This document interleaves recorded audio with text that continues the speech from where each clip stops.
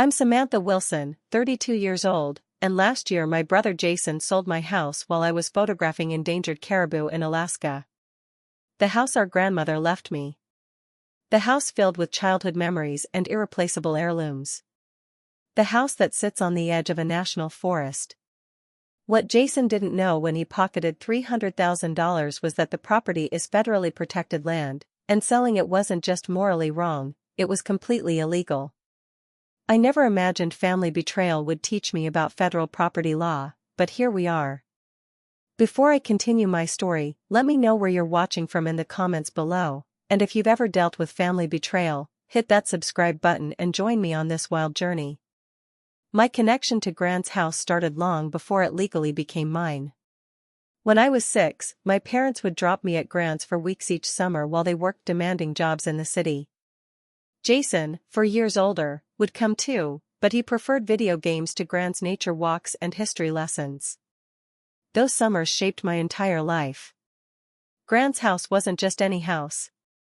Built in 1892, it was originally the primary ranger station for what would later become Pine Tree National Forest.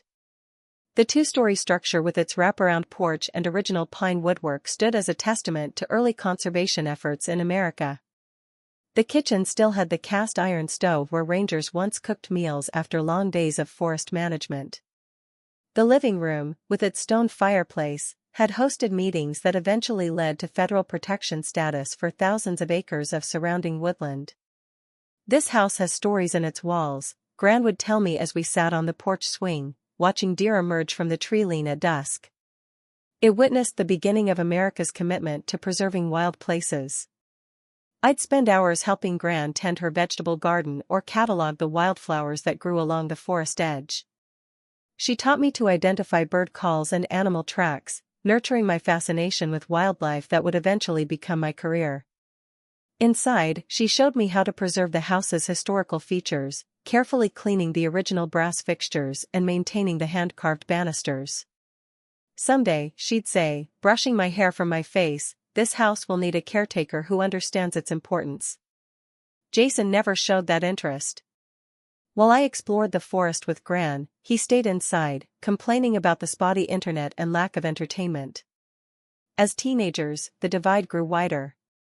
I spent my time photographing wildlife around the property, developing my portfolio in the makeshift darkroom Gran let me set up in the basement. Jason visited less frequently, making excuses about summer jobs and friends. When Gran passed away 5 years ago, her will reflected our different relationships with her. Jason received a considerable sum of money. Nearly $200,000. I inherited the house and surrounding 5 acres. The disparity created immediate tension. "She knew you'd blow through cash," Jason said during the reading of the will, his voice tight with anger. "She gave me money because it's actually useful. What am I supposed to do with some ancient house?" "That's not it," I tried explaining. "She knew I'd preserve the house. It's historically significant." What I didn't fully understand at the time, something I should have paid closer attention to, were Gran's cryptic comments about the property's special arrangement with the government. I was too grief-stricken to properly review all the paperwork her lawyer provided. Instead, I focused on maintaining the property as she would have wanted, while building my career as a wildlife photographer. The years following Gran's death were busy ones. My photography began gaining recognition in conservation circles.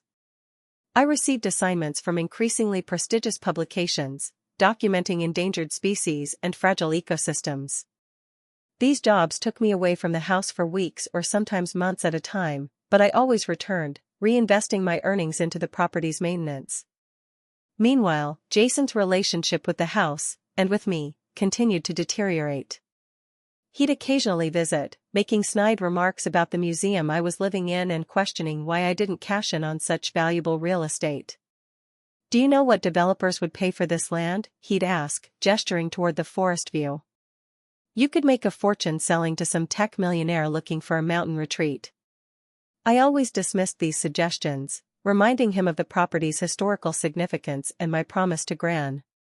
What I didn't realize was how carefully he was noting my travel schedule, observing the increasing lengths of my absences, and forming a plan. By the time National Geographic offered me the assignment in Alaska, Jason and I were barely speaking. Our occasional family dinners with Mom were filled with strained conversation and underlying tension. So when the opportunity came to spend 3 months tracking and photographing the threatened Western Arctic caribou herd, I saw it as both a career-defining opportunity and a welcome break from family drama. If only I'd known what that absence would cost me. The email from National Geographic arrived on a snowy January morning. I was drinking coffee on the porch, wrapped in one of Gran's quilts, when my phone pinged with the message that would change everything. "We've reviewed your portfolio and would like to commission you for our upcoming series on climate change impacts on North American wildlife," wrote the senior photo editor. "Specifically, we need someone to document the Western Arctic caribou herd during their spring migration. The assignment would require 3 months on location in remote Alaska. Are you interested?" My hands trembled so badly I nearly dropped my phone into the snow. National Geographic had been my dream since I was 12, flipping through Gran's yellow-bordered magazines spread across her living room floor. This wasn't just an assignment, it was validation of everything I'd worked toward. The timing, however, was challenging. Spring was traditionally when I did most of the major maintenance work on the house, repairing winter damage, repainting weather-worn exteriors, and maintaining the historical features Gran had so carefully preserved. Leaving for 3 months meant postponing these essential tasks. After a day of contemplation, I called my brother. Despite our strained relationship, Jason was still family, and I thought perhaps this shared good news might bridge some of the distance between us. "That's great, Sam," he said when I told him about the assignment, sounding genuinely pleased for the first time in years. "National Geographic is major league. You can't pass that up." "I'm worried about the house," I admitted. 3 months is the longest I've ever left it unattended." "I can check on it," Jason offered immediately. "I'm between projects right now anyway." His unexpected generosity caught me off guard. "Really? You wouldn't mind?" "Of course not. It's still Gran's place, even if it is yours now. I wouldn't want anything happening to it." Relief washed over me. Perhaps this was a turning point in our relationship. That would be amazing. Just the basics, collecting mail, making sure no pipes freeze if there's a late storm, that kind of thing. Consider it done. You focus on getting those award-winning shots. We met for coffee the following week to discuss details. I handed over the spare keys I'd had made for emergencies only. "These are just for checking on things," I emphasized, sliding them across the table. "Please don't have parties or anything. Some of the fixtures are original and irreplaceable." Jason rolled his eyes. "I'm not 16, Sam. I understand the house is your precious museum." I ignored the jab. "Also, there are some restrictions about the property that Gran always mentioned. Nothing can be altered without proper permissions because of the historical status." Yeah, the sacred historical status." He pocketed the keys. "Don't worry so much. Everything will be exactly as you left it." Over the next few weeks, I prepared frantically for the assignment. I gathered specialized cold-weather photography equipment, arranged for satellite communication devices for the remote regions where I'd be working, and documented everything about the house's current condition, partly for my own records and partly because I'm naturally detail-oriented. The day before my departure, Jason helped me load my gear into my truck for the drive to the airport.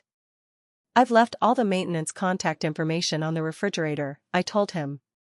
"Mr. Grisham next door has the plumber's number if anything happens. The Historical Society might check in, they do that sometimes. Just tell them I'm away on assignment." "Got it." Jason gave me a rare hug. "Go make Gran proud." Those words meant everything to me. As I drove away, glancing at the house in my rearview mirror, I felt a swell of optimism, both for my career and for healing the rift with my brother. The Alaska assignment proved even more challenging than anticipated. The Western Arctic herd traveled through some of the most remote and unforgiving terrain on the continent. Days consisted of hiking through knee-deep snow, setting up blinds in sub-zero temperatures, and waiting motionless for hours to capture the perfect moment. Communication with the outside world was limited to weekly satellite phone check-ins with my National Geographic editor. During these calls, I'd ask about any messages from home. "Your brother checked in," my editor reported during one such call in late February. "Says everything's fine with your house, no issues." This pattern continued through March and into April. The assignment was going exceptionally well. I was capturing images of caribou behaviors rarely documented before, and the brief updates about home were reassuring. Jason was actually following through on his promise. By mid-April, as the migration documentation was nearing completion, I allowed myself to feel a sense of accomplishment. I'd captured sequences showing how climate change was altering traditional migration routes, forcing the herd to travel through more dangerous terrain.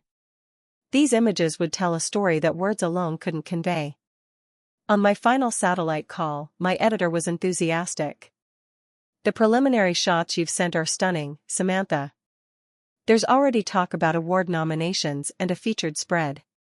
I smiled, thinking of how proud Gran would be. "I can't wait to get home and process everything properly. Living room floor, spread out like the old days." Speaking of home, my editor said, "Your brother called again. Said everything's still fine, and he's looking forward to seeing you." After 3 months in the wilderness, I was more than ready to return to Gran's house, to sleep in my own bed, to sit on the porch swing, to reconnect with the place that grounded me. As the bush plane lifted off from the remote airstrip, carrying me back to civilization, I felt a profound sense of coming full circle. I had no idea that the home I was so eager to return to no longer legally belonged to me. After 36 hours of travel, bush plane to Fairbanks, commercial flight to Seattle, another to Denver, and finally the 3-hour drive up into the mountains, I arrived home near dusk. The house looked the same from the outside, Grant's flower bed showing the first signs of spring blooms. I felt the familiar sense of peace wash over me as I pulled into the gravel driveway, exhausted but happy to be home. Grabbing my essential bag and leaving the rest of the gear in the truck for morning, I trudged up the porch steps, noticing they'd been recently swept. Jason had been more attentive than I expected. I smiled, feeling a renewed hope for our relationship as I inserted my key into the lock. The key wouldn't turn. Figuring the old lock had finally given out, something I'd been meaning to address for years, I tried again, jiggling it gently as I'd learned to do with some of the house's more temperamental original fixtures. Still nothing. I was considering whether to call a locksmith or just check if Jason had left the back door unlocked when the porch light flicked on, and the door swung open.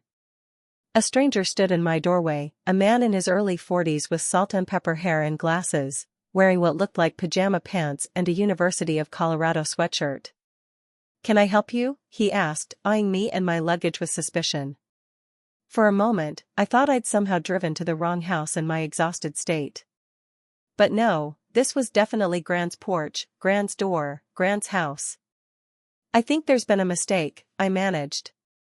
"This is my house. I'm Samantha Wilson." The man's expression changed from suspicion to confusion. "I'm Matthew Reynolds. I purchased this property 2 months ago. There must be some misunderstanding." My stomach dropped. "Purchased? That's impossible. I've only been gone 3 months, and I certainly didn't sell my house." Matthew disappeared briefly inside and returned with a folder. "I have all the paperwork right here. Bought it from a Jason Wilson. Settlement was completed 8 weeks ago." My vision actually blurred at the edges. Jason had sold my house? My house? The one piece of ground I had left? "May I see that paperwork?" I asked, struggling to keep my voice steady. Matthew hesitated, then handed me the folder. "Look, I don't know what's going on, but I legally purchased this property. If there's been some kind of fraud, that's between you and the seller." I flipped through the documents with trembling hands. There it was, a deed transfer with what appeared to be my signature, notarized and official looking. The sale price, $325,000. "This isn't my signature," I said, my voice hardly more than a whisper. "I never authorized this sale." Matthew's expression softened slightly. Look, I'm sorry if there's been some family issue here, but I purchased this property in good faith. All my savings are in this house. Where are my things? I asked suddenly, the reality hitting me that not only was my house gone, but everything in it, Grant's furniture, the family photos, my photography equipment and archives. The seller moved most items to the garage before closing, Matthew said.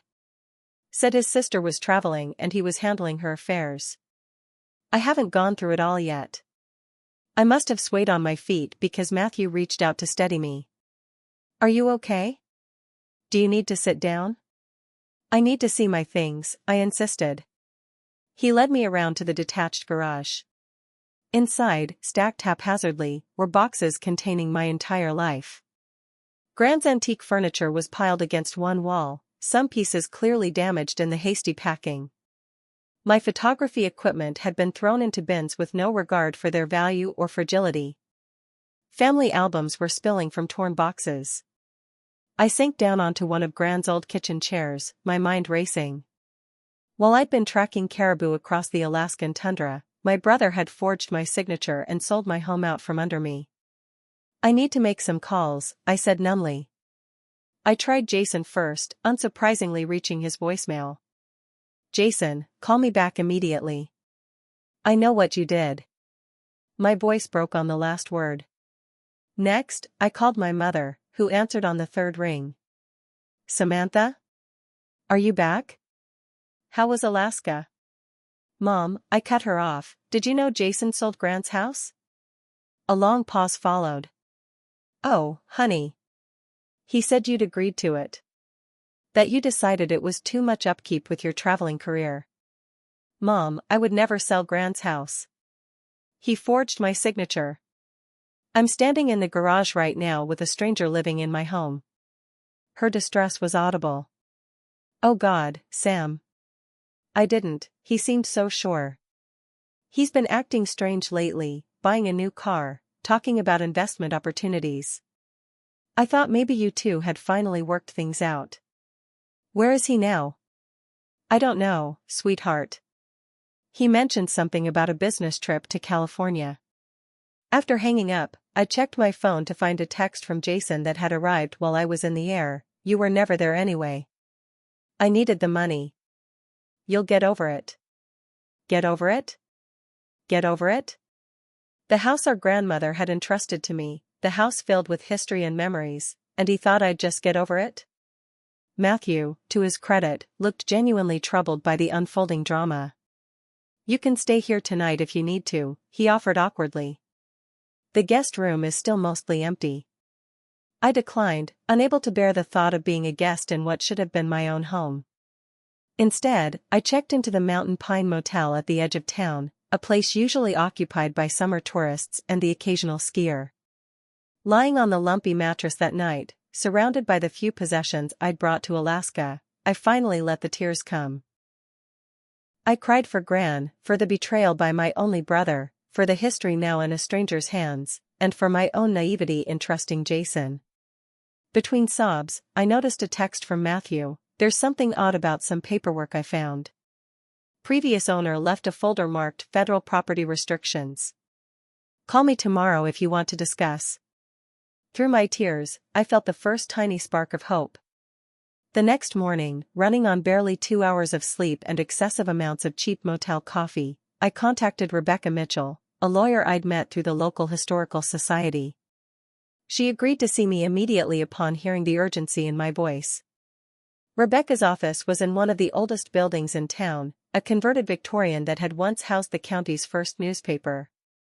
The interior, with its dark wood paneling and antique furnishings, reminded me painfully of Grant's house. So your brother sold your house without permission while you were away on assignment, Rebecca summarized after I'd explained the situation. And he forged your signature on the deed transfer? I nodded, pushing the copy of documents Matthew had allowed me to take. That's not my signature. I never authorized any sale. Rebecca examined the paperwork, her expression growing increasingly concerned. This is serious, Samantha. Forgery, fraud, these are criminal offenses. I know. But right now, I just want my house back. The new owner, Matthew, mentioned finding some documents about federal property restrictions. Do you know what that might mean? Rebecca looked up sharply. Where exactly is the property located? It borders Pine Tree National Forest. The house was originally the first ranger station for the area before the forest received federal protection status. And your grandmother never mentioned any special legal status for the property? I thought back, trying to recall Gran's exact words through years of casual conversations. She always said there was a special arrangement with the government and that the house had protected status. I assumed she meant it was on some historical registry. I have a vague memory of her saying something about federal oversight, but honestly, I was more interested in her stories about the wildlife than the legal details. Rebecca was already typing rapidly on her computer. Let me check something. After several minutes of searching, she sat back with a look of amazement. Samantha, if this is the property I think it is, your grandmother's house isn't just historically significant, it's actually on federally protected land under a special use permit arrangement dating back to 1940. What does that mean exactly? It means the property isn't fully private, it exists in a unique legal category. The house and immediate surroundings were grandfathered in when the national forest boundaries were established, allowing your family to remain there under specific conditions. One of those conditions would almost certainly prohibit sale without federal approval. My heart pounded. So the sale to Matthew could be invalid? Potentially, yes. But we need to confirm the exact status. Rebecca glanced at her watch. The county records office closes in an hour. Let's go now and see what we can find. The records office was a fluorescent lit maze of filing cabinets and ancient computers. With the help of a clerk who remembered Gran fondly, we located the original property documents. They were yellowed with age, some typed on actual typewriters, others handwritten in elegant script. As Rebecca carefully examined them, her expression grew increasingly confident. This is extraordinary, Samantha. Your grandmother's property is officially designated as a historic ranger station inholding within the national forest boundary. According to these covenants, the property can only be transferred to direct descendants of the original permit holder or back to the Forest Service itself. I remembered suddenly a conversation with Gran when I was perhaps 15, sitting on the porch as a summer thunderstorm rolled through the mountains. This house isn't just ours, Samantha, she'd said, watching lightning flash over the distant peaks. We're its caretakers for future generations. The government allowed our family to stay when they created the national forest because Great-Grandpa Thompson was the original ranger who helped establish the protected area. But that permission came with responsibilities. I'd been too young, too focused on my photography ambitions, to ask the right questions. Now, those casual comments took on critical importance. So what does this mean for getting my house back? I asked Rebecca. It means your brother had no legal right to sell the property, regardless of the forged signature. Even if you had wanted to sell it, you would have needed approval from the Forest Service, which would have likely denied the request based on these covenants. Relief washed over me, quickly followed by concern for Matthew. What about the current owner? He paid his life savings for the house. He has a strong case against your brother for fraud, but legally, the house was never validly sold. It's still yours under federal law. My phone buzzed with a call from an unknown number. Ms. Wilson? This is Ethan Davis from the U.S. Forest Service, Pine Tree District. We've received some concerning information about a property within our jurisdiction that may have been illegally sold. Could we meet to discuss this matter? Rebecca nodded encouragingly as I explained I was already working with a lawyer on the issue. I'd like to meet with both of you, Ranger Davis said. The Thompson-Wilson property has special historical significance to our district. When our records department flagged the unauthorized transfer during a routine check, it immediately raised alarms. We arranged to meet Ranger Davis at Rebecca's office the following morning. After hanging up, I turned to Rebecca with renewed hope. The Forest Service already knows something's wrong. This strengthens our position considerably, Rebecca agreed. But Samantha, you should prepare yourself. Unwinding this sale will be complicated, and your relationship with your brother is already destroyed, I finished for her. He betrayed me in the worst possible way. That evening, I drove to the viewpoint overlooking Grant's house, my house. The spring sunset cast a golden glow over the old wooden structure, making the windows flame with reflected light. From this distance, I could almost pretend nothing had changed, that I could walk down the hill and open the front door to find everything as I'd left it. But everything had changed. And I was only beginning to understand how much more complex this situation was than a simple case of family betrayal. After a restless night at the motel, I received a text from my mother. Jason's back. He's at his apartment. I told him you know everything. I was in my truck before I'd even finished reading, driving the familiar route to my brother's apartment complex on the other side of town. The modest building, with its weathered siding and cramped parking lot, had always seemed depressing to me, especially compared to the character and history of Grant's house. Now it seemed fitting that Jason lived in such a soulless space. He answered the door on the third knock, looking surprisingly casual in jeans and a faded t-shirt, as if he hadn't just committed fraud and destroyed our relationship. I was wondering when you'd show up, he said, stepping aside to let me in. The apartment was unnervingly tidy, with several new items I didn't recognize, a large flat-screen TV, an expensive leather couch, and what appeared to be a high-end sound system still in its box. Nice shopping spree, I said coldly. My house must have fetched a good price. Jason shrugged, avoiding my gaze. $325. Less than it's worth, but I needed to move quickly. Why? I demanded, my voice shaking. Why would you do this to me? To Grant's memory? You were never there anyway. Jason's composure cracked. That house sat empty half the year while you chased animals around the world. I needed the money. For what? New electronics? A midlife crisis car? A flicker of something, shame? Fear, crossed his face. I made some bad investments. Got into debt. Serious debt. So you stole my house? I stepped closer. Forged my signature? Threw away Grant's legacy? I didn't have a choice, he said defensively. The house was just sitting there, worth all that money. It wasn't yours to sell. And not just because Grant left it to me. It's federally protected land, Jason. The Forest Service has already contacted me about the illegal transfer. His face paled. What are you talking about? The property is a historic ranger station on federal land. It can't be sold without Forest Service approval, which they'd never give. Did you even read any of the property documents before committing felony fraud? That's ridiculous. It's just an old house. It's an officially designated historic ranger station in holding.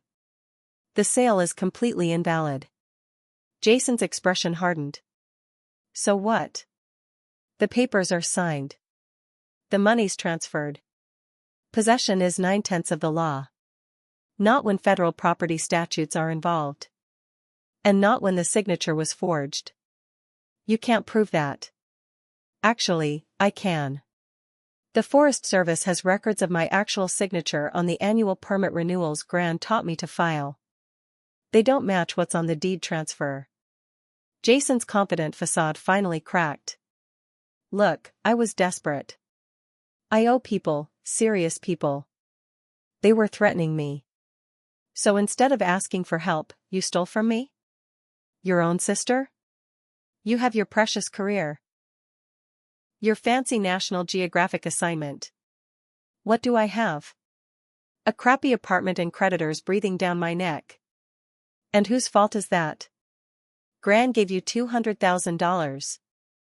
I got an old house that needed constant maintenance and came with annual federal paperwork requirements.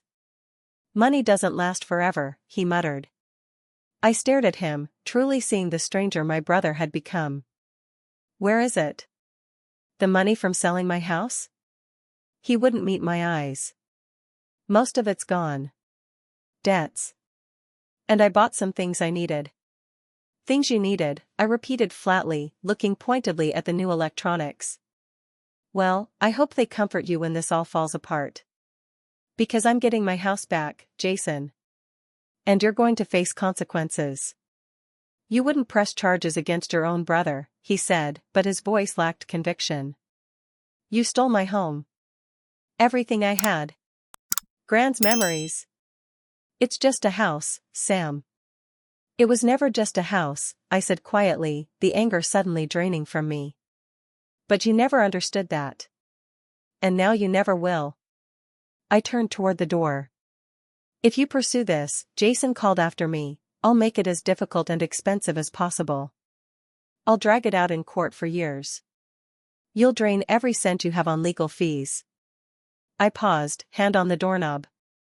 The federal government is already involved, Jason. This isn't just between us anymore. His face contorted with sudden rage. You always were Gran's favorite. Always the special one who understood her precious nature and history lessons. What about me? When was anything ever about what I needed? The raw pain in his voice momentarily pierced my anger. Had I missed something all those years? Had Jason felt excluded from the special bond Gran and I shared? But whatever childhood wounds might exist didn't justify this betrayal. Get yourself a good lawyer, I said simply, and left. Later that afternoon, I met with Matthew Reynolds at a local coffee shop to explain what I'd learned. His initial reaction was predictably defensive. I purchased this property in good faith, he insisted. I've already started renovations. I winced at the thought of renovations to Gran's carefully preserved historical features. What kind of renovations? Nothing major yet. Just replaced some outdated fixtures in the bathroom, started planning a kitchen remodel. Each word felt like a physical blow. Those fixtures were original to the house. Matthew's expression hardened. Look, I sympathize with your situation, but this isn't my fault. I did everything properly on my end. I know, I acknowledged. You're as much a victim as I am. But the fact remains that the house sits on federally protected land and couldn't legally be sold without Forest Service approval. That's absurd. The real estate agent never mentioned anything about federal restrictions. Did you have a title search done before purchasing? His hesitation told me everything. The seller, your brother, said it wasn't necessary since the property had been in the family for generations. He offered a significant discount if we expedited the process. I sighed. And that didn't raise any red flags? I was excited about the property. It's exactly what I've been looking for: historic character, forest views, privacy. His voice softened. I can see why you love it. I do love it. And I'm going to get it back. Matthew ran a hand through his hair in frustration. So I lose everything? My life savings? No, I said firmly. My brother committed fraud. He's the one legally responsible for repaying you. And if he can't? He already told me he's invested the funds in a business venture. The coffee shop suddenly felt too small, too crowded. Outside, storm clouds gathered over the mountains, mirroring the darkness spreading through this situation. I have a meeting with the Forest Service tomorrow morning, I told him. I'll have more information afterward. In the meantime, please don't make any more changes to the house. Matthew nodded reluctantly. I found more of those federal documents in a lockbox in the attic. Annual permits, correspondence with the Forest Service dating back decades. Your grandmother kept meticulous records. That sounds like Gran, I said, a lump forming in my throat. She understood the responsibility that came with the property. As I left the coffee shop, my phone buzzed with a text from my friend Amber Collins. Heard you're back in town. Also heard about the house. Need a place to stay that isn't that awful motel? I accepted her offer gratefully. That evening, sitting in Amber's cozy guest room, I spread out the copies of documents I'd collected and tried to piece together exactly what Gran had understood about our unusual property that I had failed to grasp. Among her papers was a letter dated 1943 from the Department of the Interior, confirming that in recognition of Ranger Thompson's invaluable service in establishing the forest boundaries and initial conservation protocols, his family will be permitted to retain residence in the original station house in perpetuity, subject to the attached conditions and annual renewal. Those conditions, listed in formal government language, clearly prohibited transfer of the property outside the Thompson-Wilson family line except back to the federal government itself. As lightning flashed outside Amber's window, I realized the full weight of what Gran had entrusted to me, not just a house, but a legacy of conservation and history that the federal government itself had deemed worth preserving. And I was determined to honor that trust, no matter what it cost. The Pine Tree District Forest Service office occupied a modern building at the edge of town, its large windows offering sweeping views of the mountains it was tasked with protecting. Ranger Ethan Davis met us in the lobby. A tall, broad-shouldered man in his late 30s with the weathered complexion of someone who spent most of his time outdoors. "Ms. Wilson," he greeted me with a firm handshake. "I've reviewed our records on the Thompson-Wilson property extensively. It's one of the most historically significant structures in our jurisdiction." He led us to a conference room where he'd arranged a surprising array of materials, old maps, photographs, permit documentation, and even architectural drawings of the original ranger station. "Your great-grandfather was instrumental in establishing this national forest," he explained, pointing to a black-and-white photograph of a stern-looking man standing proudly on the porch of what was unmistakably Gran's house. When the area received federal protection in 1940, a special arrangement was made allowing your family to remain as caretakers of the historical structure. Rebecca leafed through the documents. "These restrictions are incredibly specific. The property can only pass to direct descendants who agree to maintain its historical integrity, or revert to the Forest Service." "Exactly," Ranger Davis confirmed. "We perform annual inspections to ensure compliance, though in recent years your grandmother, and then you, maintained the property so meticulously that these became mere formalities." "So the sale to Mr. Reynolds is clearly invalid?" I asked. "Without question.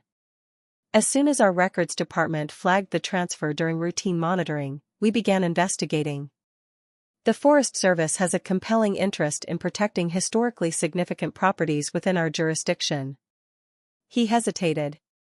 "However, this creates a complicated situation for the current occupant." "Mr. Reynolds purchased the property in good faith," I acknowledged. "He shouldn't suffer because of my brother's fraud." "I've spoken with our legal department," Ranger Davis said. "The Forest Service intends to file an action to void the sale on grounds of violation of federal property restrictions. This would automatically return the property to you as the last valid permit holder. Mr. Reynolds would then need to seek damages from the person who defrauded him, your brother."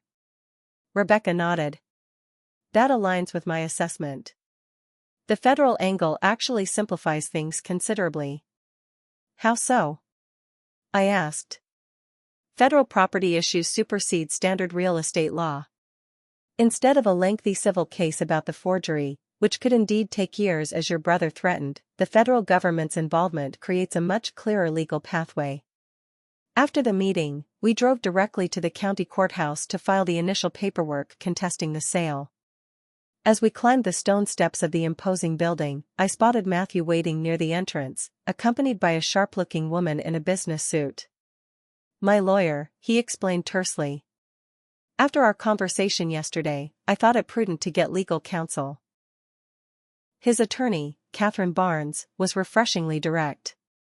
"Mr. Reynolds stands to lose his entire investment due to no fault of his own. While we understand the federal restrictions may invalidate the sale, my client deserves immediate compensation." "I agree completely," I said, surprising both Matthew and his lawyer. "But that compensation should come from the person who committed fraud, my brother." "And if he's unable to pay?" Matthew asked. I hesitated, then made a decision I hoped Gran would approve. "Then I'll work with you on a reasonable settlement. This isn't your fault."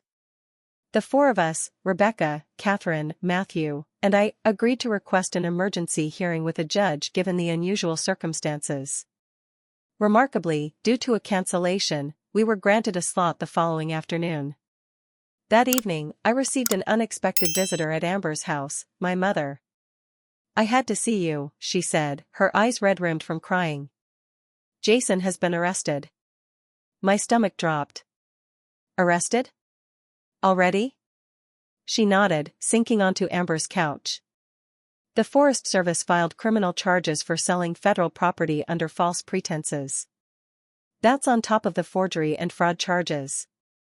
Despite everything Jason had done, I felt a flicker of concern. "Is he in jail?" "Released on bail, but he's a mess, Sam. He finally admitted everything to me. The gambling debts, the people he owes money to, it's worse than I imagined. Why didn't he come to us for help? Why steal my house instead?" Mom's gaze dropped to her hands. Pride. Shame. And I think, resentment that's been building for years. He always felt Grand favored you. That doesn't justify what he did. No, she agreed softly. It doesn't. But I hope someday you can find it in your heart to forgive him, even if you can never forget. The court hearing the next day was brief but decisive. Judge Eleanor Harmon, a no-nonsense woman with 3 decades on the bench, listened to presentations from the Forest Service attorney, Rebecca, Catherine Barnes, and finally a public defender representing Jason, who sat silently at the defense table, refusing to meet my eyes.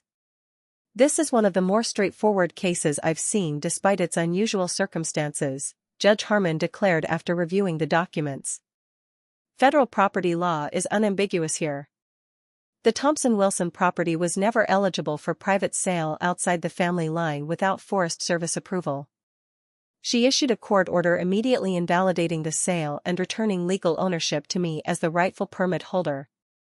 Matthew was directed to vacate the property within 30 days. Jason was ordered to return the full purchase amount to Matthew, plus interest and damages." "Your Honor," Jason's public defender interjected, "my client has already spent a significant portion of the funds and has limited means to make immediate restitution." The judge fixed Jason with a stern look. "Then Mr. Wilson should prepare himself for the consequences. This court takes a very dim view of fraud, forgery, and the illegal sale of federally protected property. The criminal charges will be addressed in a separate proceeding, but I am ordering an immediate lien on any assets Mr. Wilson possesses." Outside the courtroom, I approached Matthew, who looked shell-shocked by the swift resolution. "I'm truly sorry for what you've been through," I told him. "This isn't how anyone should be treated when purchasing a home." He nodded stiffly. "Your lawyer mentioned you might be willing to discuss a separate settlement if your brother can't pay?" "Yes. I can't offer the full amount immediately, but I'd work out a payment plan to ensure you don't suffer financially from this." For the first time, his expression softened slightly. "That's decent of you. Most people wouldn't offer that. Most people haven't had their family legacy nearly stolen out from under them. I understand the value of home." As Matthew and his attorney departed, Ranger Davis approached me. "The Forest Service would like to formalize the historical designation of your property, Ms. Wilson. It would provide additional protection against anything like this happening in the future." "I'd appreciate that," I said sincerely. The criminal case against Jason moved forward with surprising speed. Given the clear evidence and Jason's eventual confession, his attorney negotiated a plea deal, 2 years of probation, 500 hours of community service with the Forest Service's Historical Preservation Division, and a court-ordered repayment plan to Matthew. Jason avoided jail time, but the felony conviction ended his fledgling career in financial consulting. The restitution payments would consume most of his income for years to come. 2 months after my return from Alaska, I finally moved back into Grand's house, my house. Matthew had indeed made some unfortunate changes to the bathroom, replacing the original fixtures with modern ones, but the Forest Service provided a grant to help restore the historical features. I spent weeks carefully arranging everything back to its proper place, healing the house from its brief period of abandonment. As I rehung family photographs and restored Grand's antique furniture to its rightful spots, I felt like I was rebuilding more than just my home, I was reclaiming my heritage. The most difficult moment came when Jason came to collect the few personal items he'd left at the house years before. We stood awkwardly in the front hallway, the weight of everything that had happened hanging between us. "I'm sorry, Sam," he said finally, his voice barely audible. "I know that doesn't fix anything, but I am. I couldn't bring myself to offer easy forgiveness." "Why?" "That's the one thing I still don't understand. Why my house? Why not just ask for help?" "I was too ashamed," he admitted. "And too proud. And yes, too angry. You always seem to have everything figured out, Grand's approval, your successful career, this beautiful historic home. I wanted to take something from you the way I always felt life had taken things from me." It was painfully honest, if not particularly redemptive. "It'll be a long time before I can trust you again," I told him. "Maybe never." He nodded, accepting this as his due. "For what it's worth, I'm learning a lot about the house's history through my community service. I never realized how important it was, to the forest, to the region's conservation history." "Gran tried to tell us both," I said softly. After Jason left, I sat on the porch swing, watching twilight settle over the forest edge. A deer and her fawn emerged cautiously from the tree line, just as they had during countless evenings of my childhood. The house was mine again, legally, officially, with enhanced federal protection status now formally documented and recorded. But the experience had changed something fundamental in how I viewed this inheritance. It wasn't just my home, it was a piece of history I had been entrusted to protect. And not even family betrayal could take that responsibility from me. The first frost of autumn painted delicate white patterns on the windows as I carried the last box of photography equipment from the garage back into the house. 6 months had passed since the court ruling that restored my home to me, and I was finally completing the process of reclaiming my space. Each room had required attention, not just to undo Matthew's brief attempts at modernization, but to heal the psychological wounds of violation and betrayal. I'd repainted walls, refinished floors worn by unfamiliar footsteps, and carefully restored Grand's treasured antiques that had been carelessly packed away. The process was therapeutic in ways I hadn't anticipated. Each repair became a metaphor for rebuilding my sense of security and belonging. When I rehung the family photographs in the upstairs hallway, I hesitated over one showing Jason and me as children, sitting on the porch steps with Gran between us, all smiling in the summer sunshine. After a moment's contemplation, I hung it alongside the others. The past couldn't be erased, even the complicated parts. Ranger Davis had become a regular visitor during this restoration period, bringing historical records and photographs to help ensure the house maintained its original character. His passion for preservation matched my own, making him an unexpected ally in the healing process. The regional office approved the grant for restoring the original bathroom fixtures, he announced during one such visit, setting a folder on the kitchen table. "And they're very interested in your proposal to create a small historical exhibit about the ranger station."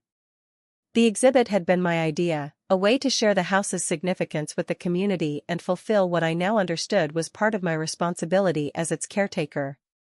The front parlor, seldom used in modern times, would be transformed into a small museum space documenting the early conservation efforts that had established Pine Tree National Forest. "I've been going through Grand's attic," I told Ethan, spreading out faded photographs and documents. "She saved everything, original Forest Service correspondence, survey maps, even my great-grandfather's ranger diaries." Ethan carefully examined a brittle journal from 1932. "This is extraordinary primary source material. Historians would consider this a treasure trove." Working with the Forest Service Historical Preservation Team, I learned to properly catalog and preserve these documents. My photography skills proved useful in digitizing fragile materials for broader access while protecting the originals. The project gave me a renewed sense of purpose and deepened my connection to the property beyond mere ownership. I wasn't just living in a historic house, I was actively contributing to the documentation and preservation of an important chapter in American conservation history. As word spread about my project, unexpected support emerged from the community. The local historical society offered display cases. A retired carpenter volunteered to build custom shelving that matched the house's original woodwork. A university professor brought students to help organize and digitize documents. Matthew Reynolds, surprisingly, became part of this support network. After the initial awkwardness faded, he approached me with genuine interest in the house's history. "I'd like to donate these," he said one afternoon, holding out a set of original architectural drawings he'd discovered hidden behind a loose baseboard during his brief ownership. "They belong with the house." This gesture of goodwill helped ease the lingering tension between us. We would never be friends, exactly, but we had found a way past adversary status. My relationship with Jason proved more difficult to navigate. His community service hours brought him to the property regularly, working under Forest Service supervision on preservation projects. We maintained a careful distance, communication limited to necessary exchanges about the work. Mom tried repeatedly to facilitate reconciliation, inviting us both to family dinners that inevitably became exercises in strained politeness. After one such uncomfortable evening, she followed me out to my car. "He's really trying, Sam," she said pleadingly. "The counseling he's getting as part of his probation is helping him understand his actions." "I'm glad he's getting help," I replied, not unkindly. "But understanding why he betrayed me doesn't erase that he did it. Some trust, once broken, can't be fully restored. But he's your brother, your only sibling." I sighed, looking up at the stars visible above the small-town lights. "And he'll always be my brother. But that doesn't mean I have to pretend what he did wasn't devastating, or that a few months of good behavior erases it." "What about forgiveness?" she asked quietly. "I'm working on that," I admitted. "But forgiveness doesn't have to mean letting someone back into a position where they can hurt you again. I can forgive Jason eventually while still maintaining the boundaries I need to feel safe." The conversation with Mom prompted me to seek my own counseling. The therapist helped me work through not just the betrayal by Jason, but the complex grief over Gran that had resurfaced through this ordeal. "Your grandmother entrusted you with something precious," my therapist observed during one session. "Not just the physical property, but a legacy of care and conservation. Honoring that trust has clearly been a core value for you." "It has," I agreed. Which made Jason's betrayal even worse. He didn't just steal my home, he disrespected everything Gran stood for. And yet, through this painful experience, you've deepened your connection to that legacy. The historical exhibit, the restoration work, the formal protection status, you've strengthened the very thing he tried to take away. This perspective shift was powerful. The betrayal had ultimately led to a fuller embracing of my responsibility as the house's caretaker and a deeper appreciation for its historical significance. As winter softened into spring, I received unexpected news from National Geographic. The Caribou Migration series had indeed won several prestigious awards, and they wanted to commission a new project, documenting historic conservation sites across North America, including ranger stations like mine. "We'd like to start with your property," the editor explained during our call. "Your personal story of preserving this historical site against modern threats would make a compelling opening for the series." The assignment would require travel again, but with a new awareness of the vulnerabilities that came with absence, I made different arrangements this time. Working with the Forest Service, I established a formal caretaker agreement, allowing a preservation student to live in the house during my longer trips in exchange for maintenance work and continued cataloging of historical materials. The day before I was scheduled to leave for the first shoot in Yellowstone, I visited the small cemetery where Gran was buried. I placed wildflowers from the forest edge on her grave, trillium and wild violets she had taught me to identify decades ago. "I almost lost your house," I told her quietly. "But in nearly losing it, I think I finally understood what it really means. Not just a home, but a piece of history worth protecting." I smiled, imagining her pragmatic nod of approval. "And I've made sure no one can ever sell it out from under me again." On my way home, I made an impulsive detour to the community center where Jason was completing his service hours, cataloging historical Forest Service photographs. He looked up in surprise when I entered. "I'm leaving tomorrow," I said without preamble. "For the National Geographic assignment." How long will you be gone? He asked carefully. About a month for this first segment. Different this time, though. I've arranged for a proper caretaker. That's good. He hesitated. The exhibit is really coming together. People have been stopping by to see it, even though it's not officially open. I nodded, then reached into my bag and pulled out a small wooden box. These are copies of some of Grand's early photographs of the house and forest. I thought they might be useful for the historical display you're working on. It was a small gesture, nowhere near forgiveness, but a tiny crack in the wall between us. Jason received it as the limited olive branch it was, taking the box with a solemn nod. Thank you. I'll make sure they're properly archived. That evening, sitting on the porch swing as twilight gathered and watching deer emerge from the forest edge, a view unchanged since my great-grandfather's time, I felt a sense of peace that had been absent for months. The house was secure. Its history was being preserved and shared. And I had discovered a strength in myself I hadn't known existed. The house my grandmother left me wasn't just walls and roof and land. It was a connection to the past and a responsibility to the future. Jason's betrayal had nearly severed that connection, but in fighting to restore it, I had forged it stronger than ever. Some lessons come at a terrible cost. Some betrayals leave permanent scars. But as I locked the front door, a new, more secure lock, and entrusted the key to the carefully vetted caretaker, I knew that what I had learned through this ordeal would protect not just the house, but myself, in the years to come. If you've ever faced betrayal from someone you trusted, especially family, I'd love to hear how you navigated that difficult journey in the comments below. What helped you heal? What boundaries did you establish? And if you've enjoyed this story about preservation, history, and standing up for what's rightfully yours, please hit that subscribe button and share with others who might need to hear that sometimes, what seems lost can be reclaimed. Thank you for joining me on this journey, and remember, know your property rights, keep your important documents secure, and never underestimate the power of federal protection laws. Until next time, this is Samantha Wilson, grateful to be home where I belong.